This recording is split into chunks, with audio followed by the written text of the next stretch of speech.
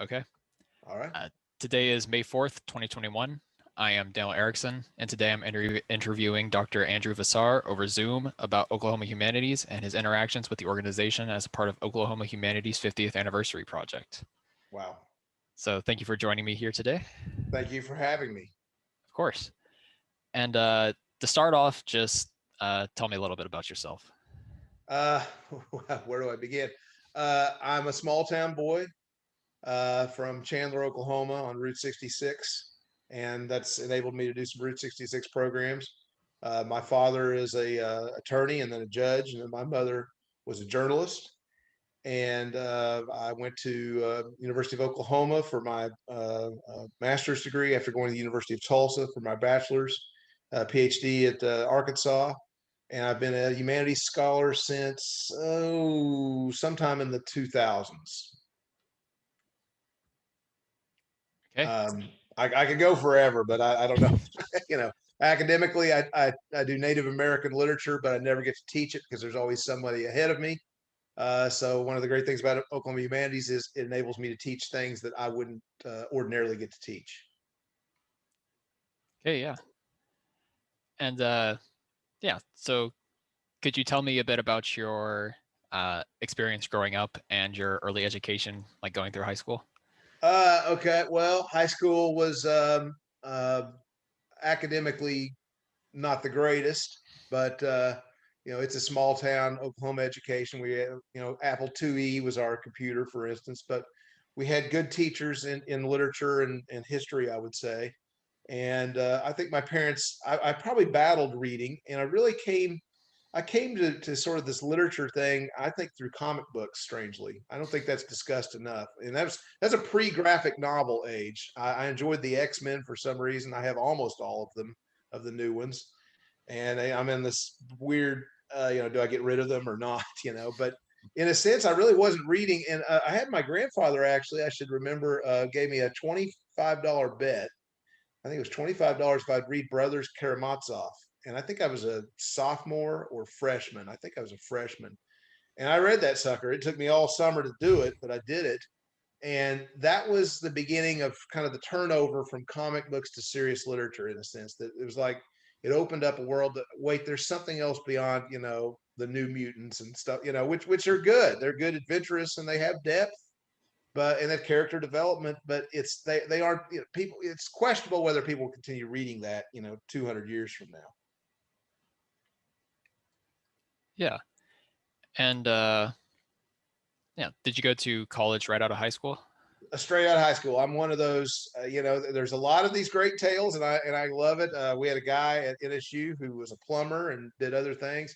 I'm one of these people that just went straight through, and still it has taken me forever. It's like it's been that, and I don't want another career as a result either.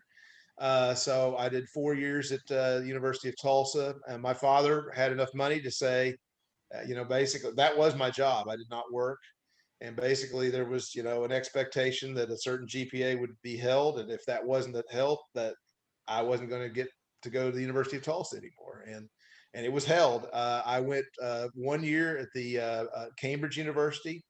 My junior year, it was abroad, and that was really hard to get. Even in those days, you would walk into the dean's office. It's very different from your world now, where they're ready to take you anywhere. They had a program at the University of Richmond, and that's all they had. They didn't want.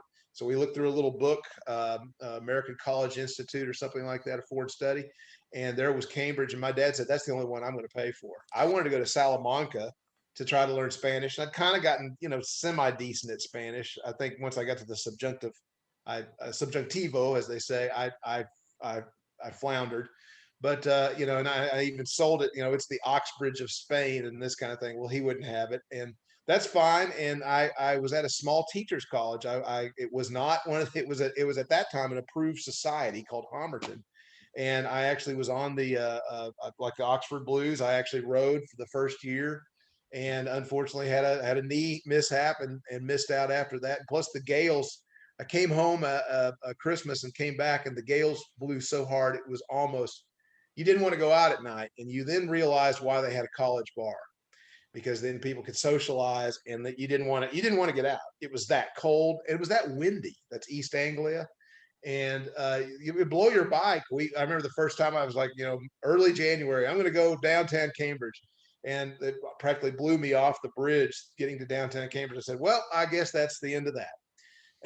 And so then I went straight out of there to University of Oklahoma, and really was not the greatest graduate student at that time. I think I went from sort of a junior league to I think at that time University of Oklahoma was very entrenched in theory. I wasn't ready for theory yet. I went to University of Arkansas afterwards. I was literally 3 years getting the master's. I started to drag, and then I went to University of Arkansas, and I think I was there for almost 8 years because then getting the dissertation done became a challenge. Personal life issues, a divorce, all that good stuff. And finally got done by 2003. Okay. And when you're going through your undergrad at University of Tulsa, what did you major in? I did not major in anything the first 2 years.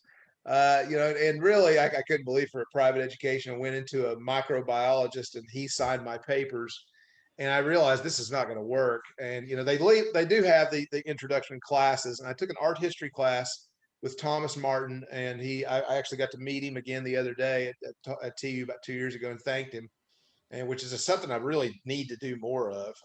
My students thank me; I need to do the same. And he was very surprised to see me, I think. And I said, I teach this stuff now, and he was very great. He taught art history, and he became my advisor. The trouble was, I just didn't see me becoming art was new to me. I didn't see me becoming a museum director or someone who was going to teach art. So I double majored then, and then I had a minor in philosophy. I basically turned. I would strenuously, especially through classes I didn't like. I remember look as to how to get out without taking much math, which I was terrible at, and how to turn all these leftover classes into something that would be useful. And I look back on it. I mean, it's you think back to that 20-year-old kid doing that kind of stuff, but it paid off because I now teach philosophy because I have that minor. I would not be being able to teach philosophy at that time. I'm not saying I'm pro at it, but it enables me to do that, and it enables me to, by being a generalist, that has enabled me to survive. I would argue. All right. And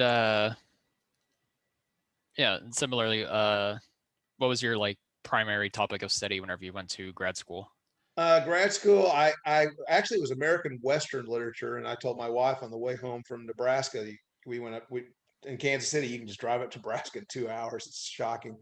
And I said, I really need to rejoin the Western Literature Association. Had a teacher who was involved with the Western Lit Association, R.C. Davis, who's from Missouri up here. And I started to enjoy that, but I couldn't see, the problem with the whole venture is, and I talked to Robert Spoo at University of Tulsa, who's a great scholar of Joyce, and he said, what you really need to do is take off for a whole year and wait tables and then get a graduate scholarship. I couldn't see that happening at all for me. I had never been a waiter or anything. I don't have that skill. And I cleaned toilets. I cleaned at a Chandler baseball camp. I mean, it was a very lowly job. By the end of the day, you had to take, 2 showers practically because you'd clean kids' toilets and dirty socks and all this. And, I couldn't just stop. I didn't see how I would stop. And I think the kind of interesting story on that is I didn't take a very good GRE test either.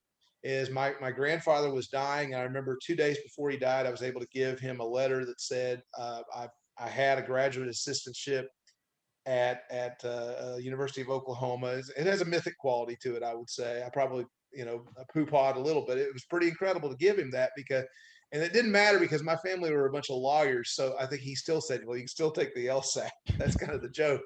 Is everybody in my family, and literally everyone is. My father's a lawyer, my brother's a lawyer, I have a cousin who's a lawyer. All of my uncles from my father's side are all lawyers. My grandfather had sort of been in the Holocaust, if we would say. He was a liberator. He went to a camp that is a political camp, basically, and he liberated that in early 45, and kind of came back with a philosophical bent, basically kind of resented doing that. And I think there was always that strand in our family of some kind of, we need to do something else. When I see that National Endowment for the Humanities, there's some story that said, well, I did this so my son could do this. And I believe it's the stockbroker or something like that. And so the son could do something like, art history, something like that. And so in a sense, I was the first to sort of try to break free from that, and did, but I'm not sure how successful that's been. I'm not, horribly published, but I also, it's one of the things with humanities is our programs are organic. There's a term, Horkheimer and Adorno term called the organic intellectual, and the organic intellectual is someone who actually gives back to the public. Um, I am not so sure that the entire venture we've been at for the last 20 or 30 years in academia has really helped us a whole hell of a lot. And when you get into theory, it's great. I kind of see the light of it. I see how it can elucidate a lot of texts, but I'm not sure we've done ourselves a whole lot of good. Right. And were you ever interested in becoming a lawyer, or was that something you? No, I never was. And I sat on a jury about 2 years ago, and I tried to get out of a parking ticket about 2 years ago, and I realized it just wasn't the family venture wasn't for me. But what I could also realize, and you see this in Quiz Show really does a good job with this that I don't have. If one of the sons is going to take the fall on the quiz show, it's a loaded deal. And one of the father says, so did you do that with your first book? And I realized that that's the venture, that's the good side of law and all that. It's the old apprentice system, so my brother can even ask my father, when you take a deposition, what do you do? I don't think he ever asked him, by the way. I think that's not really happened, but there's an inside story. Whereas there was one person from my small town who'd ever gotten a PhD, and he teaches now or retired recently in Japan. I never had no one ever gave me advice. I've literally been skating on my own, through most of this. It's just been kind of coming up with whatever I could come up with. And I think after my first year at OU, a professor named Professor McDonald, who would like to see again, basically told me, you need to look at other work. And came home, and on the back stoop of my rental home in Norman, just cried a mountain of tears, and just continued going at it, and sort of understood what to do by the time I got to Arkansas. I mean, it took that long. Yeah. And so when you got to Arkansas, what was it that you were doing during the PhD program? Well, I would say this: it was an easier program in the sense that it was not as heavily laden with theory. And that's not Arkansas or OU's fault. It seemed to be at OU that there needed to be. I would have been better served going to Arkansas as a master's degree. It was almost like, basically I'm reading novels like Dostoevsky or whatever at TU, and then the next day I'm supposed to know who Foucault is, and I just couldn't figure it out. I couldn't, Horkheimer and Adorno, Marxist theory, and all that. And I've since learned to integrate that. I don't think I've learned to really, totally publish that. I see what it's useful for and what you need to do with it. I haven't totally figured out how. But there seemed to be a 0 to 50, and Arkansas was very happy. Politically, when I crossed it, I earned $2,000 more because Bill Clinton, president. It's more democratic at that point. And the graduate student really earns. It's not a thing that you don't have a endowed professorship that's paying for that. It's literally what the state is paying. And suddenly I became rich. I wasn't rich, but I could actually afford gas and afford a decent house and things like that. And I'd never had that at OU. It was literally scraping the bottom of the barrel. I actually even did some good. I was on Senate there, and I tried to get a stipend to where the stipend wouldn't come out to us taxed, and the stipend would stay in to pay for our first tuition. Well, I was unsuccessful because it is a stipend, you got to take it. But under my theory and under what I tried to work with administration was I tried to get it to where if we're going to pay all this money in tuition, why is it coming out to us and we're losing this money on taxes? Well, that's how the first year I taught as a graduate student, I missed the earned income credit by like $500. So I basically wouldn't have paid taxes. I literally, and I kind of realize now looking back on that, it's only someone who has a family with some kind of money who can pay for all this. And it's a real problem for academe is it's never going to be a working class academe. It will lack diversity until it opens up to where you can have people who can go to school, graduate school, and survive, financially. Because I mean, my father paid my house down at OU for most of. When I got to Arkansas, I think I could actually pay for myself. Okay. And yeah, what was your topic of study during your PhD? Hane Gigama, who was he's a UCLA professor now. You can see him on Turner Classic Movies. He introduces some of their Western movies. He is the first Native American playwright to be published. Now we kind of get into these firsts, and they're a little much, but I glommed onto him because basically I had a lot of Oklahoma patriotism, believe it or not. I really wanted to, what is the state I grew up in? Who are the famous writers from this state? What has been done beyond? I didn't want to hear about Hemingway. I wanted to hear about. I read a poem the other day by Hemingway on Oklahoma. It's quite interesting. Um, and so I tried to do Green Grow the Lilacs. Lynn Riggs, who's from Claremore, and I actually wrote a couple of papers on him. And then I settled on Gigama because I could get more material. So I did part of my master's thesis on him and continued that on. I really couldn't come up with anything else at Arkansas, and I did a critical biography on him, which is kind of just a standard work, just looking at all his works. I even did his newspapers at the University of Oklahoma. He wrote a play called Body Indian in 1972. I'm having to think, what have I done? It's been a while since I've done that. And it went to La Mama. And it's kind of interesting. At OU, I didn't get any financial support or anything. I got to Arkansas, they were completely interested in it, gave me money to go to Los Angeles, meet with Gigama. I went to La Mama. I went to, and I actually interviewed a couple of stagehands who had seen the play, who said it was shoddy work. But these plays, Body Indian, 49, and what was the other play? Foghorn, were published by the University of Oklahoma Press. So that was like my main text. But then what I started to do was search all his other texts that hadn't been published. And by the end of it, I think with his help on only maybe one, and a couple of other scholars, and someone who he'd worked with up at Tulsa, I ended up with every one of his plays. I still have them, and somebody needs to take them because that is important work. And one of them came from a stagehand that literally it's not published at all. And so my biography deals with his whole life, and got close to getting published a couple of times, and then I need to work it over and all that. Native American drama is very an undone field. It's not anything anyone does.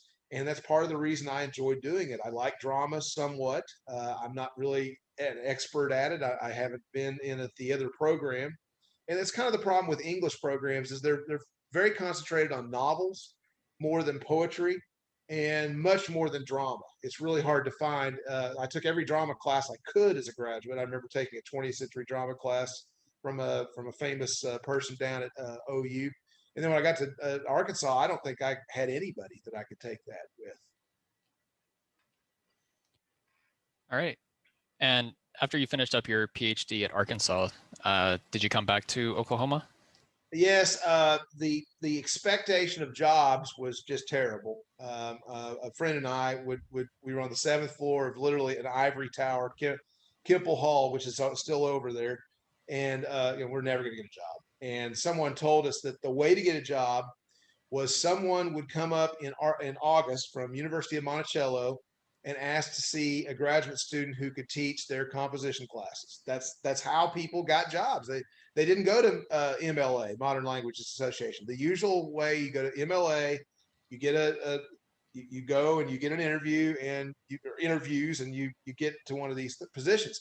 I was so intimidated. There was a story going around that the intimidating question people would ask you at MLA. I told my wife this the other night. She said, "Well, you got to come up with an answer for that." I was intimidated by it, and it was, "What's your third book going to be?" So the notion is that you've already published your dissertation, Your second book, you know what you're going to do on your second book. You're already working on it. So in other words, enlighten me as to what other fields you wish to go into. And I never went to MLA, but I didn't have to, because similar to the story I told you, someone from Northeastern State University called up from the business school. They said, bring us your best graduate student, just like Monticello was supposed to. And we need him to teach business communications. So I go over there. I interviewed for a full day. To this day, I've never met anybody that interviewed longer than that. I literally got there at 8:30 in the morning and left at 8:30 at night. 12, and I had to do a presentation at the end of it.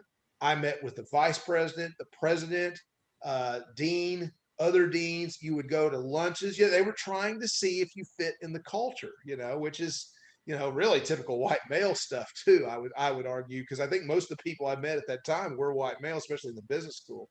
Got the job. I taught literally 8 sections of business communications that year. I think I taught a word processing class. That enabled me to start asking about jobs in the English department. A friend of mine, she resigned from the writing center at Arkansas. It's kind of interesting you ask these questions, because I've really just been a friend of mine in the art department said there's 2 people in academia. There's show ponies and there's old plugs. You're an old plug, is what he told me, and I'm an old plug.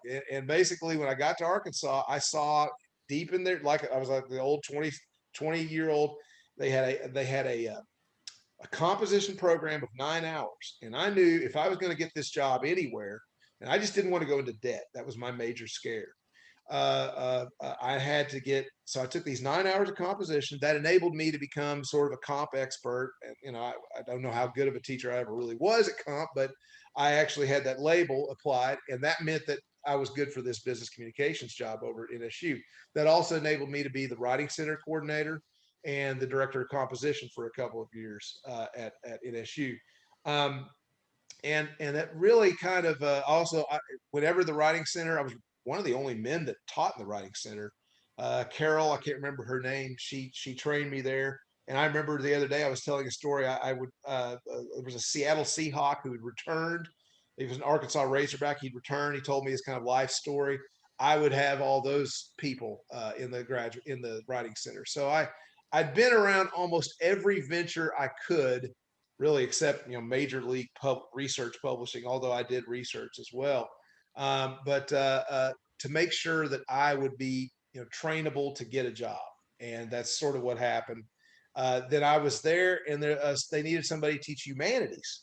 Humanities is kind of an old style course, and someone from the art department came and said, we'd love you to teach for us. Next thing you know, I used my art history major and my broadened background in philosophy, and I now teach these classes called Modern Cultures, Ancient Cultures, Comparative Religion, and philosophy, because I have this diverse background. And I don't think I would be able to do that if I was strictly an English major. If I was just 19th century Victorian kind of guy. I have a little bit wider ability, and that also helps me, I think, in going out to the schools or going into the libraries for Oklahoma Humanities. Yeah.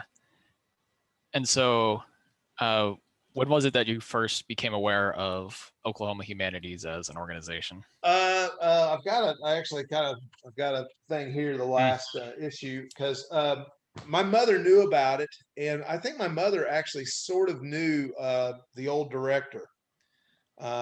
Somehow, because I remember her coming to Chandler one day for the opening of an exhibit at the museum. And actually, Humanities had sponsored, when I was a master's student, had sponsored a Chautauqua in Chandler that I went to every night. It was an American Renaissance Chautauqua. And I was able to, it was really the first time, it's kind of interesting you asked that I was able to talk to people. And I said, well, how do you get a PhD? How do you, no one was telling me this. There's really no internet to tell you this either. I mean, nobody's, you're just floundering. I mean, and I would argue I was floundering. I would totally argue I was floundering. And I remember the one guy who played Thoreau. I wish I had he told me he was at Anderson College in Indiana, and he said, you got to get a shtick. You got to know one author. And I really didn't, that was part of my problem, even to this day, with specialization. I don't like anybody enough to just do their stuff all the time. There's one author I've found from Anadarko, Jim, what's his name? I can't even remember. See, I'm not even that interested. And he does these crime novels that I've done for humanities. And I'm not that interested in. I want to do a diverse, palette. I want to, I want to look at the guy and then also, read Camus, I don't, and Zola or something like that. And that's hard to get in this world. Actually, it's really kind of a problem with specialization. So that's when I first became aware. And then when I was at NSU, David Linebarger, who's a scholar and does a few presentations in our area, he said, you really got to get involved with this. And I kind of poop-potted it at first. I was like, I don't want to do that. And someone actually they needed someone to do a Western novel, and I declined it. So I can actually tell you there's 4 times I've declined a program, and you probably saw my list. I've done over 53 or so different books for Let's Talk About It Oklahoma, and I think I total out at like 70 something that I've done, because I've done a couple twice. And I declined this Western novel, and I realized he even said later, he said they really need somebody, and I realized I need to try this. It's one of those things that and I looked at it, I think the next time we got the call, or he booked me in, I was sold. I think I did 3 in Tahlequah the next year, and the rest is history. I do not think we had a call once from Sulphur, and I it was just too far. Both Linebarger and I had the call, and I didn't take it. And I remember talking to another humanities scholar, Bill Corbett, who now lives near Miami, and he said, you should have taken that, Andrew. He said that's a nice drive down there. And I realized, even going to these places and going to these I'm going to Ponca, for instance, next semester, and I've only been through Ponca once. You go and you look at the county courthouse. I try to look at any outdoor signs. You try to get a feel for who you're doing this book for, and I think that's important. And then I claim I've gotten as much out of the program as it's gotten out of me. I mean, it's been a wonderful experience. I'm glad they take me. I'm glad they have me, and I'm glad that we do it. It's an incredible program from both ends. From both ends. Yeah. So working with the Let's Talk About It program was your first first workings with Oklahoma Humanities? Yes, that was really my first, and I think I did at that point, if you can, like 20 different programs. And I'm always giving Kelly trouble, and it's not Kelly's issue, because the librarians are the stimulus.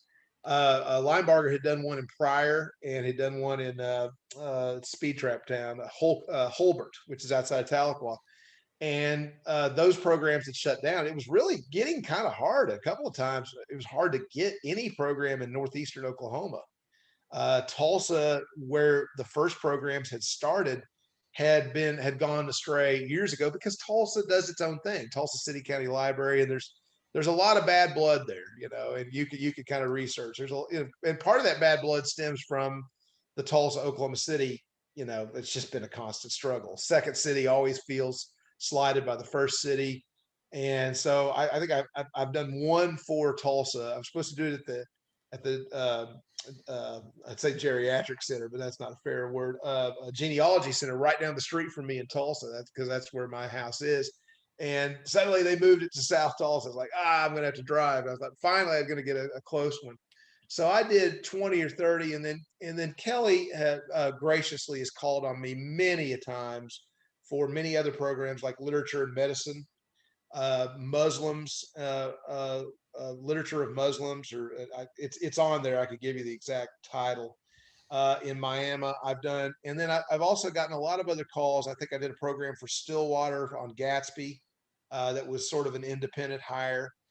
Miami has had me do a couple of programs on Route 66 that are totally independent of that. What else? I did one.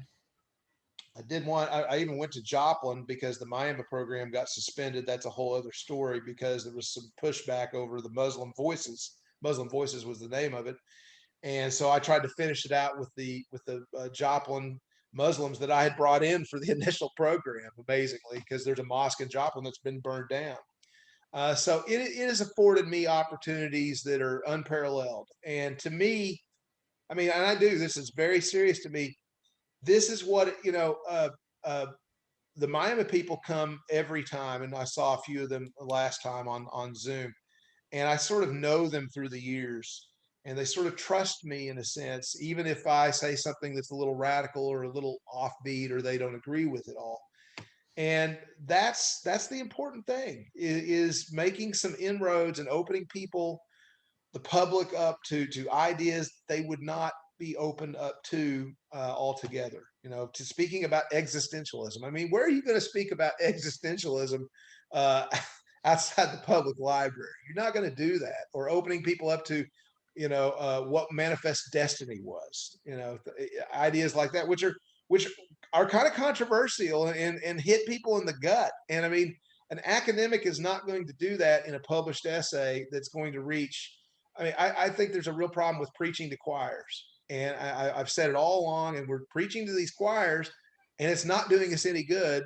And I probably need to publish more to say that word, but that's not going to do any good, because people, and research that does not mean I don't hold to the mantle of research. It's just the mantle of research can't be the only mantle we hold to, I guess. All right.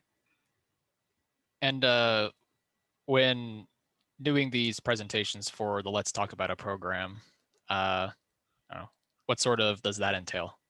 Oh, it's as my friend Bill Corbett says, and he has a great word for it. He goes, "What are, he did it the first time." So he asked the librarian who'd hired him, "What am I for?"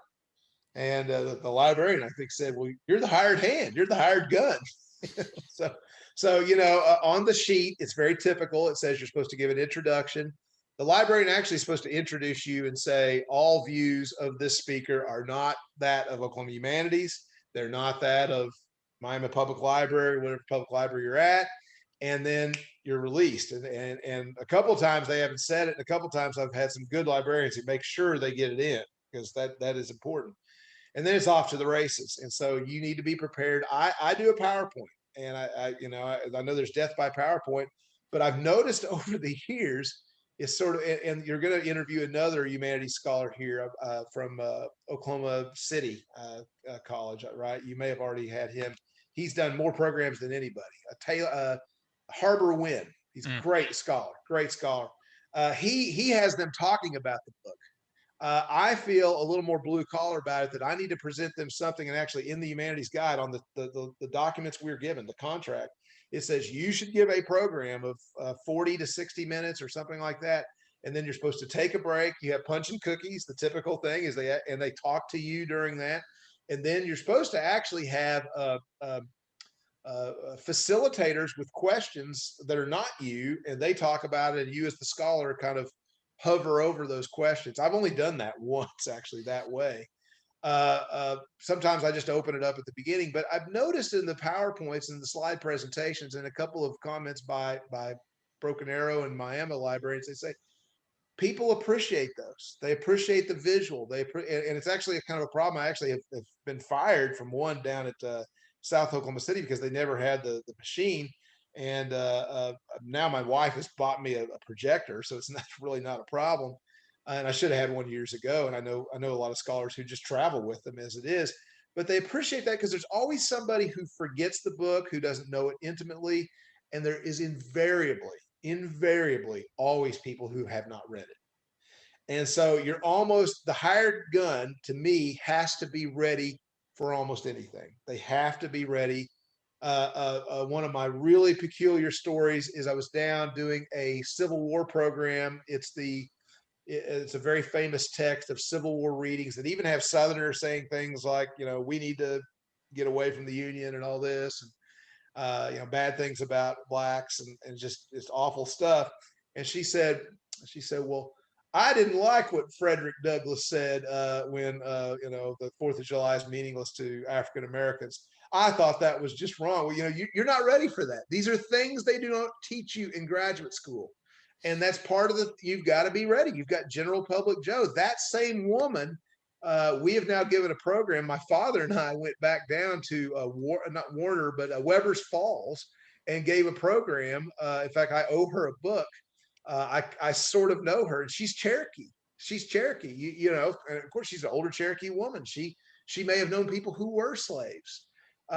You're not ready for that. You're not ready for that, and it will literally throw you off. I've had a situation where I had a state senator, or actually a U.S. senator's publicity office at the Muskogee program I was talking.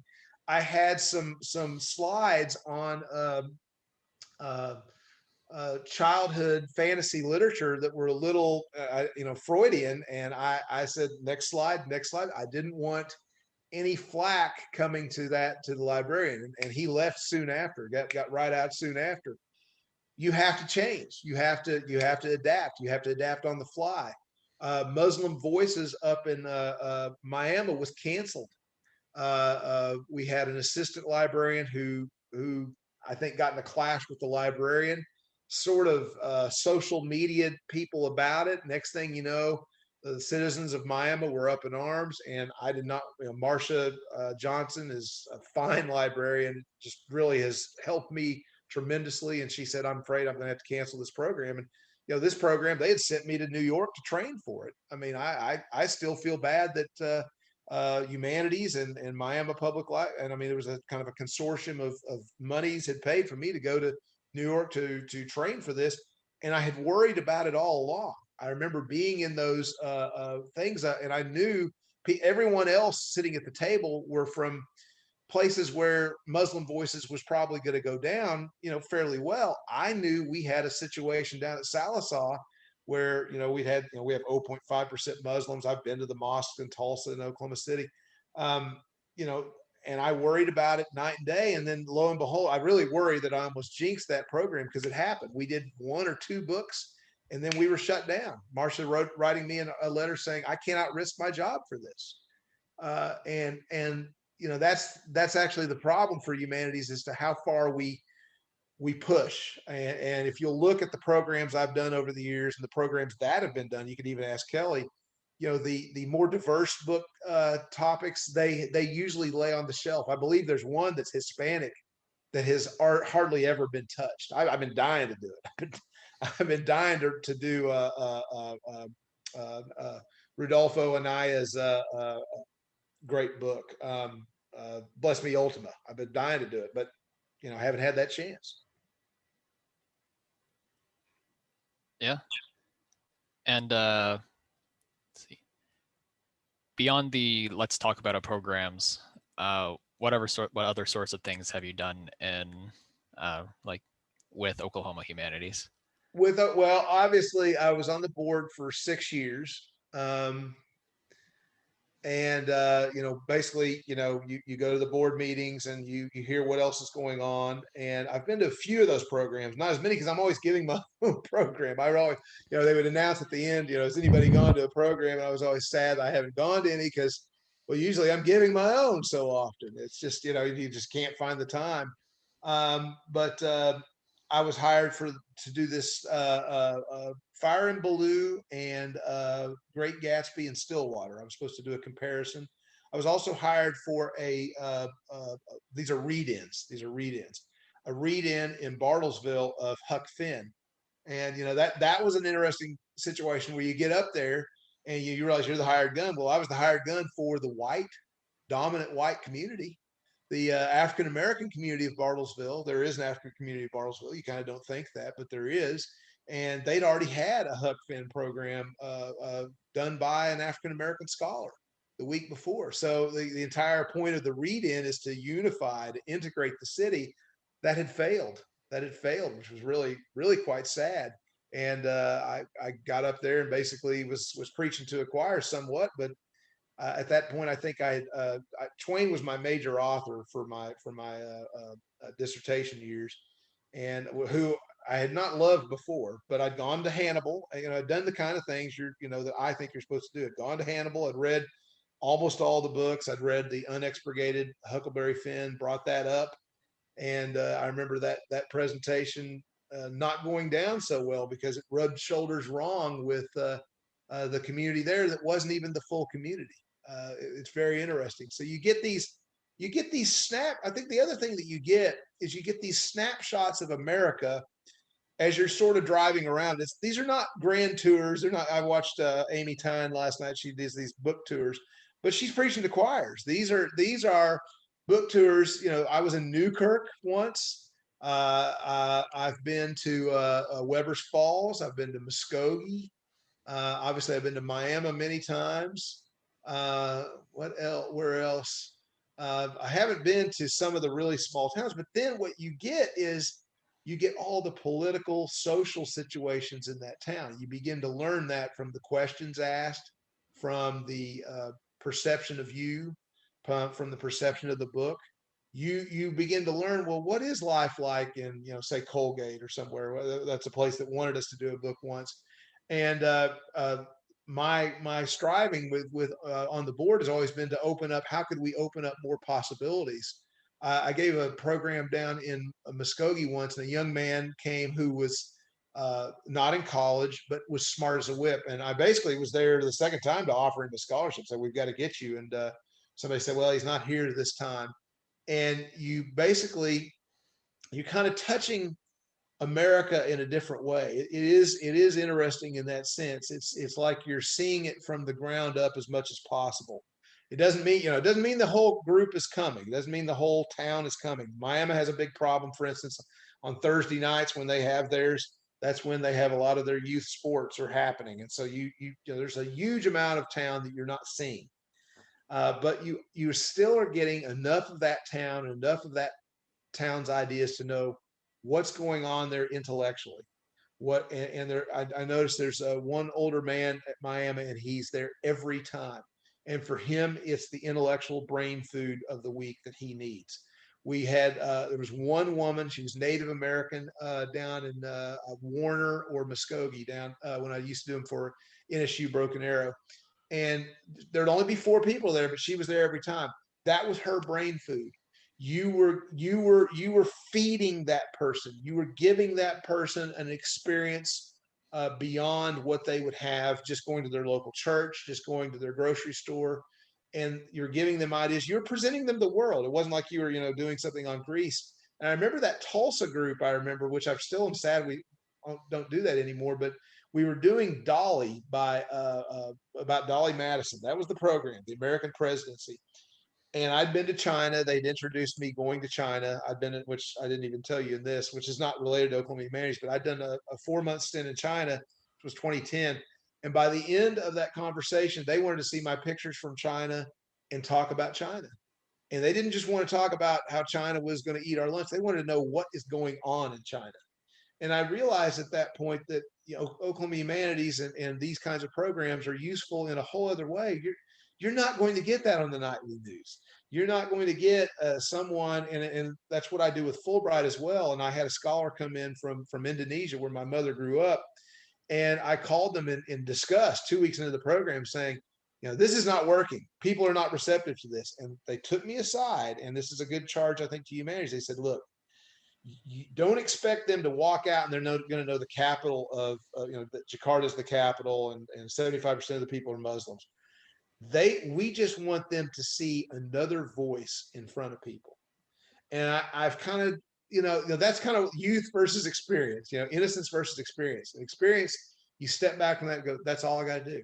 That's all I got to do. That's the wisdom. You can't worry that they're going to come out of there and they're going to accept, Frederick Douglass's ideas and all that. I didn't expect that at all. I didn't, it was a curveball I didn't expect. At least they've had someone present the ideas. My wife is worried I'm going to do a Gone with the Wind for Miami. She said, with Black Lives Matter, that's dangerous. That's dangerous. I said, I literally have no sweat about it at all. In fact, most of the programs I go in, I don't have any sweat. As long as I build a PowerPoint presentation that is academically minded, which is what I do, and basically stick to the academic understanding of the novel. And that's where I do believe in academia. What is the standard of viewing of Frederick Douglass, cozy novels. We do a lot of cozy mysteries. Basically, and this is kind of old time scholar at OU. They gave you a test when you first got there that you had to learn, what is an essay, what is a journalistic essay, what is an ode, what they went through all the poems. And that's what I start with. That's what I go back to that and start with that. And that never serves you badly, because then you have a basic understanding of the novel in question that you're talking about, and you don't get controversial that way. You don't want to get controversial. You simply want to explain. You're really a apologist in the sense that you're just explaining the novel or whatever it is. You really should not be didactic and say this is what this is. And so when somebody says, well, what is manifest destiny, then you should have the slide and go, okay, it's this belief. You may not like, you may say that's not true, but here's the slide of it. There's that image of that woman looks like Columbia with all the miners and all the Conestoga wagons. This is what America thought in 1870. So when I did John Muir a couple of weeks ago, you've got to do that. I would argue that if you don't do that, you're being dishonest. And if you don't do that, if you're being dishonest, then you're not being academic. you're not giving them what you really should be giving. Yeah. And you mentioned that you were on the board for Oklahoma Humanities. Sort of like, when did that board tenure occur? That just expired last year, so 2000. It began, I believe, in 2014. Scott Lamascus, who was a ex-graduate student friend of mine from OU, knew of me, and I think he asked me to be on it. I think they didn't have anybody from my region of the woods. I think even now there's maybe one or two people from Tulsa on there now, which is really a difficult problem for the board. I even tried to get somebody from southeastern Oklahoma that I knew, and next thing you know, she wasn't returning emails because I think she had a family mishap or something. I had, because it's really hard to know who in Watonga could possibly be on the board. We all have our circles, and I think the board's gotten better since then of knowing how to send that out. I think we're going to do better in the future. But when I was on the board, that was a problem. So I served 2 terms. I drove to Oklahoma City 3 or 4 times a year, maybe more. My parents live in Chandler, and so I would stop and see them, and then go in, and it was an excuse to see my parents, so no biggie at all. But it was nice to see, how was this operating from the inside beyond just Kelly Burns sending me emails. So you're doing this book, and this librarian needs you to do this book, et cetera, et cetera. Yeah. And so what was your experience being a member of the board like? It was fruitful. It was good. It was interesting to see various groups of people. I'd never been on a board. That's something that a lot of people might. And actually, I got to give a shout out to Ann, the old director, because I told her this. It has a generational. Right now at my school, for instance, I'm getting older, and I'm Gen X, and I'm kind of political about it, actually. Gen X at our school really hasn't been given a chance at leadership. Basically, most of the most chairs at this point are still boomers. I would argue they're still thoroughly boomer, and what's beginning to happen is people are getting chairmanships and all that, but they're you all they're not Gen Z but millennials, and so I almost feel I had to talk that Gen X is going to get slotted, and I really appreciate Ann when Ann asked me to be on the board, and even a couple of other friends like the chair now, Valerie. There were about 3 or 4 of us who were of that age that hadn't been on a board before, and Ann declined to believe this, but and that's her notion. But I said, thank you for taking a chance on a little younger people. I mean, we were at that time, I was mid 40s. Most of the people who are on the board were 50 somethings, 60 somethings, and I thought that was commendable, because even the boards that my wife is on, most people are way older. I when I got on there, I was still pretty young, mid for a board, and I appreciated that. And I think that Valerie and I and some other people bonded because we were from out of town. Ken was on there. I can't remember Ken's last name. Sorry. Um, and we, when we would come into town, we'd stay the night. We'd stay the night. So we kind of bonded. We'd go out and have a dinner, and because you get done at 5 o'clock in Oklahoma City, even getting back to Chandler and eating is the last thing you want to do. You're hungry. And that was often taken into account with the board. But those of us, if it wasn't taken into account, those of us who were from out of town, we just did our own thing and occasionally started to spend the night, made a weekend of it. Why not? In for a penny, out for a pound, as I always say. So that was, fruitful socially to kind of understand that and understand how that worked, and fruitful to understand, the inside dynamics of how our programs actually, occur and get off the ground, so to speak. Okay. And we have about 10 minutes or so left Okay. until an hour. Okay. And so at this point, I'd just like to give you the floor to talk about anything that you want to about the importance of public humanities and the work that Oklahoma Humanities does. Well, I think it's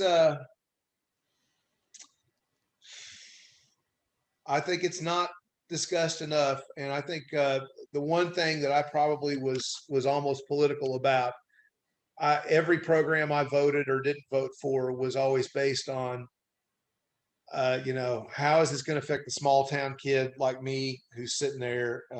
How are we going to make them want to go? That's there's got to be some reaching out. Now, maybe you're not going to get that kid who's hauling hay that summer, like my wife's brother, and too busy to do that. But the kid that was down in Muskogee, who we got him to come to a couple of programs and realize that he has talents or she has talents beyond the base of their society. And so whenever I looked at a program, I always looked at, okay, what small town is this in? Is this just Norman? It's not that you want to poop on Norman, but is this just an ex-burb, or is this? It's interesting. Over the years, I think slowly but surely, you start seeing really incredibly weird, diverse programs coming in from places like Guthrie, and like, wow, this is incredible. This is what we need. And there was almost sometimes a hands down vote that is exactly the program we need to get. That's exactly the program we need to do. And the point being is, I go back to that woman who came to our programs in Muskogee. There is someone out there who needs the intellectual food that we are feeding them, and only a group like Oklahoma Humanities can do. It's not going to be done through just their local library. That's bricks and mortar. That's that. I have an aunt. Well, she's a cousin, but she's older enough to be my aunt, and she's in a book club with Beth Ringel, who's a famous Tulsa TV personality. But they just do it on their own, and I don't resent those kind of programs. I think those are very productive programs. They're reading.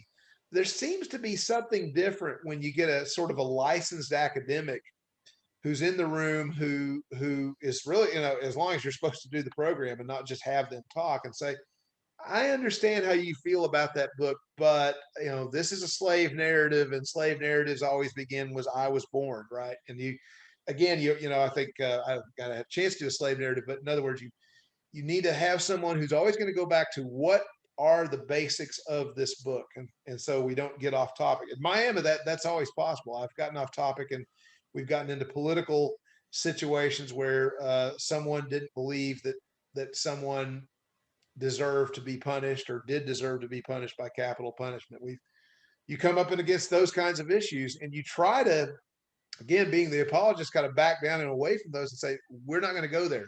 We're just here to talk about this piece as a novel or whatever it is. But a book club, the problem with the book club is it would sort of become about the personalities and the people you're around, not so much this sort of academically minded, academically trained, hopefully disciplined speaker who would say, now back to the issue, now back to the issue. And that's perhaps what we do better than any other. And that's what we really need to continue to do. And I think the smallest towns, the towns that are furthest away from the Oklahoma City universe.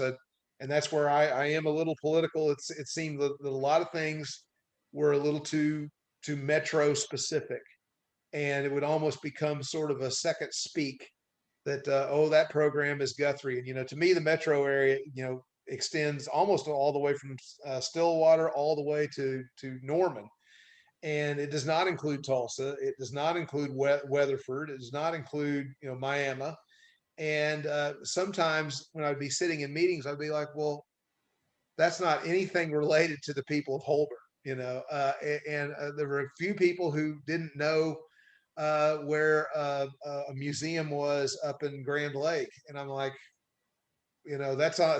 that's on Discover Oklahoma. And we needed, it's one charge I have to the board is decisions need to be made from a rural, or perhaps all Oklahoma perspectives, that basically, there is no difference between Weatherford and Norman, but Weatherford does probably not have, as many possibilities of a program. I mean, if monies get to this point, which they may get to this point, where you can either have a program in Weatherford versus a program in Norman, you're probably going to have to give that program to Weatherford, because Norman's got other programs coming. There something else is going to happen down there. Chandler's not going. We haven't had another Chautauqua since then, for instance. And I remember back to that Chautauqua, it was well attended every night, and it grew every night. And a good example of that, when they have had the Chautauqua in Tulsa, for instance, it's not well attended. It's not that well attended. I mean, by the time I remember, by the last night, people were like, "Are they going to do this next week?" And many of these people were church people. Many of these people, I think, even on Wednesday night, the night because Chautauqua was every night, it was still well attended in Chandler. I think people came after church. If I look, I wish I had video of that, because I think somebody shot some video of that. And so that is the importance. Is it's the word used in religion is the unchurched. Well, let's say these are people who are not going to be touched by intellectual programs otherwise, and see, as my grandmother used to say, a light that they would not see otherwise. Right. Yeah. It's all good. Well, I think we've discussed everything that I wanted to cover. So Yeah, those are the basic questions. Yeah. If you don't have anything else that you feel like you need to share. Well, I'm trying to think of something else just to add that's kind of humanities related.